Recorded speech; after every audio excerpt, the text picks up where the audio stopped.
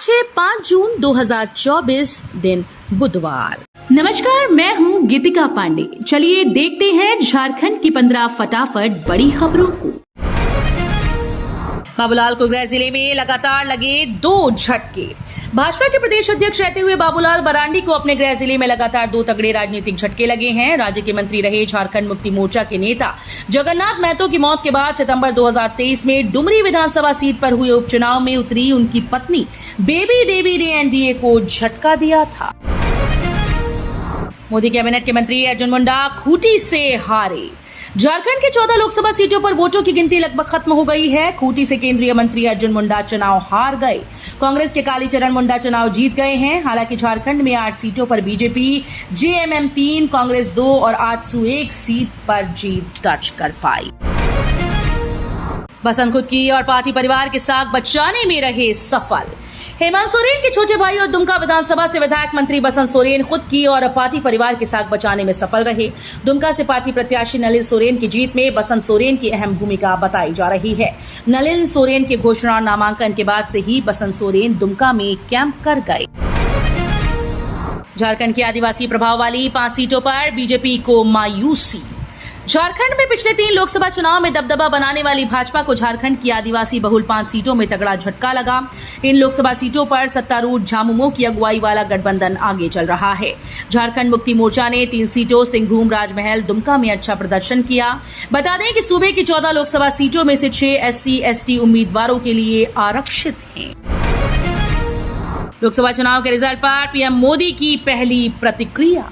प्रधानमंत्री नरेंद्र मोदी ने लोकसभा चुनाव के रिजल्ट पर पहली बार बयान दिया। एक्स ट्वीट पर करते हुए उन्होंने कहा कि देश की जनता जनार्दन ने एनडीए पर लगातार तीसरी बार अपना विश्वास जताया है।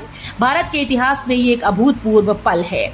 मैं इस स्नेह और आशीर्वाद के लिए अपने परिवारजनों को नमन करता हूं।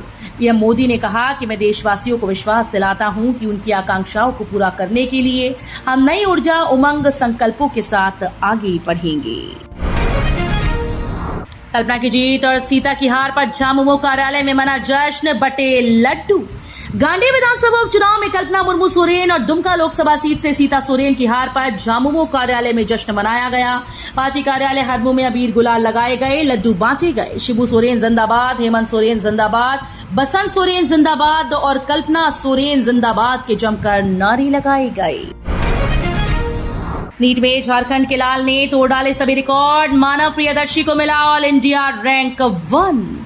मानव प्रियदर्शी ने नीट 2024 अखिल भारतीय स्तर की परीक्षा में ऑल इंडिया रैंक 1 हासिल की।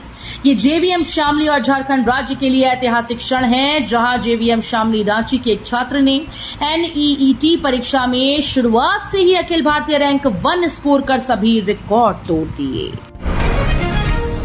झारखंड के निर्दलीय युवा ने दिखाई ताकत, मिले 3 लाख से ज्यादा वोट।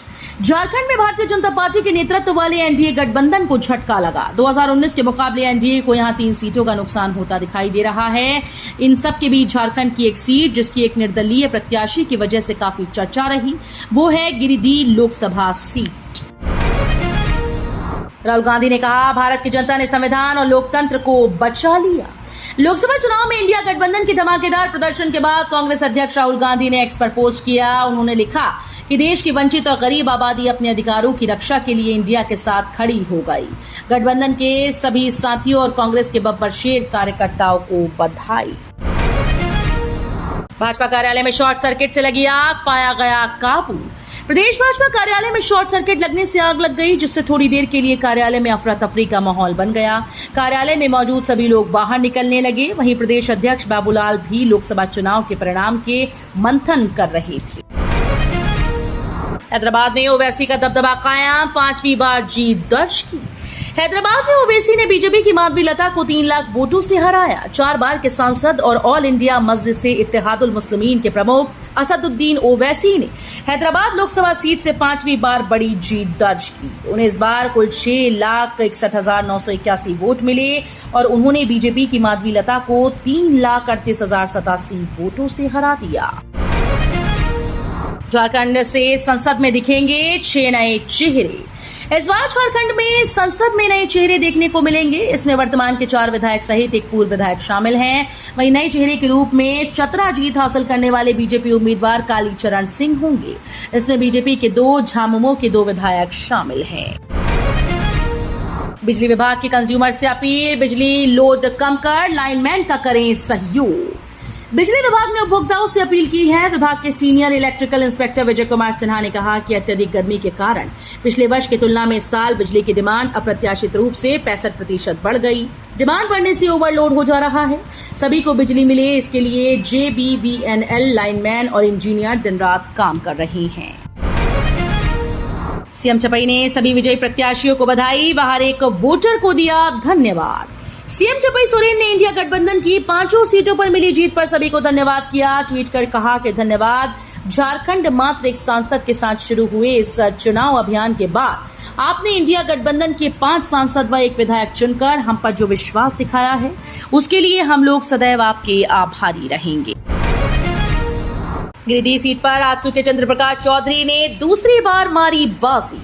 गिरिडीह लोकसभा सीट पर एनडीए के घटक दल आजसू ने दूसरी बार अपना कब्जा जमाया। आजसू के उम्मीदवार चंद्रप्रकाश चौधरी ने अपने निकटतम प्रतिद्वंदी झामुमो के मथुरा महतो को 74,000 से अधिक मतों से शिकस्त दी। तो ये थी आज की बड़ी खबरें। अगर आपको न्यूज पसंद आई हो तो वीडियो को लाइक और शेयर करना बिल्कुल न भूलें।